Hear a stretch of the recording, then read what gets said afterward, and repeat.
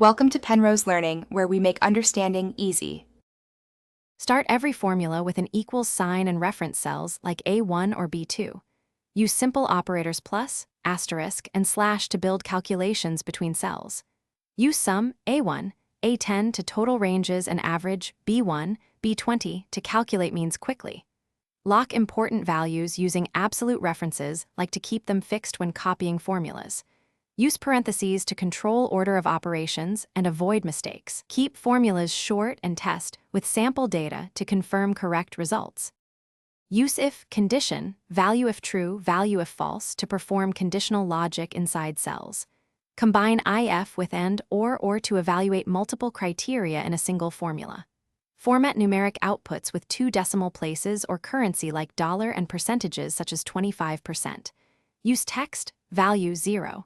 00 to control display without altering underlying numbers. Retrieve data using VLOOKUP, range, call index. False for exact matches. Prefer index/match for flexible lookups across unsorted data and multiple criteria situations.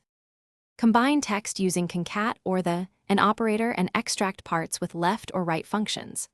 Parse numbers from text with value and clean inputs using trim to remove extra spaces.